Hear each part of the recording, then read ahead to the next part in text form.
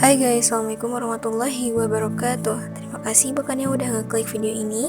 Gimana kabar kalian? Semoga sehat selalu dan baik-baik aja. Kali ini aku bakal ngebahas sama kalian tentang sejarah bom fosfor dan penggunaannya di medan perang. Presiden Ukraina Volodymyr Zelensky menuduh Rusia menggunakan bom fosfor dalam serangan di Ukraina. Klaim ini menimbulkan kekhawatiran akan kemungkinan penggunaan senjata kimia dan nuklir oleh Rusia dalam konflik yang sedang berlangsung. Bom fosfor dikenal sangat berbahaya dan tidak bisa dianggap enteng. Selain itu, invasi besar-besaran Israel ke Gaza baru-baru ini menggemparkan dunia. Serangan tersebut menewaskan banyak perempuan dan anak-anak, mengundang kecaman global. Human Rights Watch meneliti sebuah video yang menunjukkan pasukan Israel menggunakan fosfor putih dalam operasi militer di Lebanon dan Gaza pada Oktober 2023. Ada dua jenis fosfor, merah dan putih. Fosfor merah tidak beracun, sedangkan fosfor putih sangat beracun. Jika fosfor putih digunakan sebagai senjata, kerugian yang ditimbulkannya pada manusia, bangunan, dan lingkungan sangat-sangat besar. Sayangnya, beberapa negara masih melanggar aturan internasional dan menggunakan fosfor putih dalam konflik. Jadi, apa sebenarnya fosfor itu? Bagaimana bahan kimia ini terbentuk dan digunakan? Buat kalian yang penasaran, yuk sama-sama kita bahas. Don't go anywhere, keep on watching.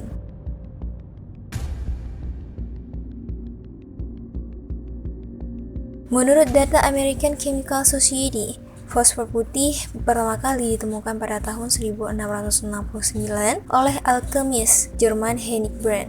Dalam upayanya menciptakan batu bertuah, Brand memanaskan campuran pasir dan arang bersama zat seperti tar yang dihasilkan dari merebus sekitar 1200 galon urin selama 2 minggu pada suhu tinggi. Dari percobaan ini dihasilkan uap putih terang yang ia sebut sebagai fosfor. Fosfor kemudian digunakan dalam berbagai aplikasi seperti korek api, pupuk, dan racun. Namun dalam waktu 100 tahun, penelitian lebih lanjut menemukan bahwa fosfor bisa digunakan untuk membuat bom. Ketika fosfor putih digabungkan dengan mineral alih-alih urin, ia menjadi zat pembakar yang sangat mudah terbakar dan mematikan. The National Post melaporkan bahwa fosfor putih saat ini diproduksi menggunakan fosfat yang ditemukan dalam bebatuan. Ketika batuan fosfat dipanaskan dengan karbon dan silika, fosfor putih pun tercipta.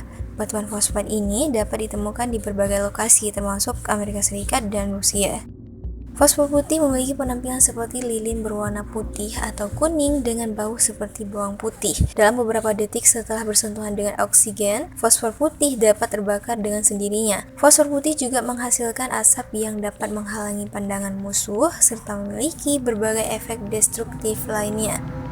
Sebagai senjata, fosfor putih dianggap sangat berbahaya. Bom fosfor putih dapat digunakan dalam berbagai jenis amunisi seperti roket dan granat. Ketika digunakan untuk menyerang warga sipil, zat ini menjadi senjata pembakar yang mematikan. Korban yang terpapar fosfor putih bisa mengalami luka bakar parah atau bahkan kematian akibat menghirup asapnya. Partikelnya terus terbakar sampai oksigen habis, dan paparan bisa menyebabkan kematian dalam waktu 24 hingga 48 jam.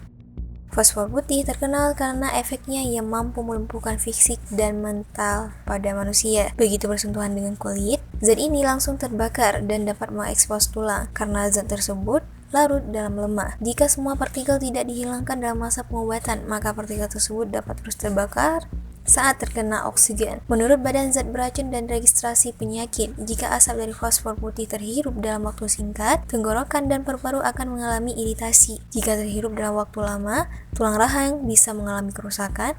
Tentu efeknya sangat berbahaya bagi tubuh manusia. Cedera akibat bom fosfor pun selalu berakibat fatal. Namun, jika ada yang bertahan, mereka akan menghadapi berbagai penyakit jangka panjang. Hal ini dapat mencakup rasa sakit yang kronis, bekas luka yang parah, penderitaan psikologis, dan sejumlah kecacatan parah lainnya. Singkatnya, korban tidak akan bisa hidup normal lagi. Eric Tolespan dari Komite Palang Merah Internasional mengatakan kepada Newsweek, "Saya telah melihat luka bakar ini secara langsung ketika mencoba membantu dan memberikan pertolongan pertama kepada para korban serangan ini, dan ini sangat-sangat menghancurkan. Luka bakarnya sangat dalam dan trauma yang diakibatkannya bisa sangat parah." Seperti yang dilaporkan The Times of India, fosfor putih pertama kali digunakan sebagai senjata pada Perang Dunia I dan Perang Dunia II. Sejak itu telah digunakan dalam berbagai konflik termasuk di Vietnam dan Korea. Selain itu, Rusia diyakini menggunakan fosfor putih selama Perang Chechnya pertama dan kedua.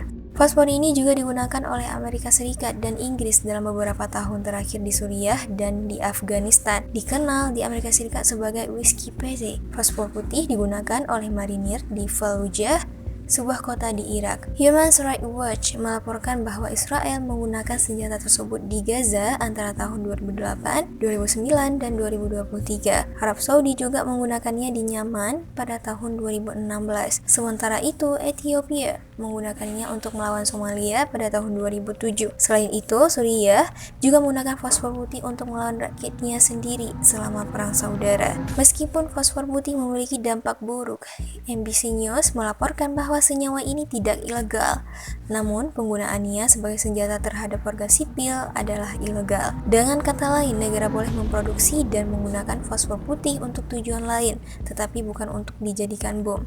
Kebijakan ini diatur oleh Konvensi Senjata Konvensional tertentu tahun 1983 yang membatasi tetapi tidak melarang penggunaan fosfor putih. Fosfor putih memiliki berbagai kegunaan militer, seperti menerangi zona perang dan digunakan sebagai sinyal asap yang tidak dimaksudkan untuk membunuh warga sipil. Karena alasan ini, sulit untuk mengklasifikasikan penggunaan bom fosfor dan amunisi fosfor putih lainnya sebagai kejahatan perang. Celah ini kemungkinan berbagai negara lolos dari tuduhan kejahatan terhadap kemanusiaan. Sejak penggunaan fosfor putih di Fallujah oleh Amerika Serikat, kasus kanker dan kematian bayi mengalami peningkatan di kota tersebut. Contoh lainnya ada Israel, yang mengklaim menggunakan fosfor putih sebagai tabir asap tetapi malah menyebabkan ribuan kematian. Meskipun demikian, pakar militer David E. Johnson menegaskan bahwa menyerang sasaran sipil tanpa pandang bulu adalah kejahatan perang terbesar yang pernah ada apapun senjatanya. Pada dasarnya, senjata perang tidak boleh menyasar warga sipil, tetapi tindakan ini sangat memalukan karena menyerang mereka yang bahkan tidak mengerti apa arti perang sesungguhnya. Itu dia guys tentang sejarah bom fosfor, kontroversinya, dan penggunaannya di medan perang. Gimana menurut kalian? Kalau ada yang mau ditambahkan, silahkan komen di kolom komentar. Oke guys, cukup sampai di situ videonya. See you guys in next video. Bye bye.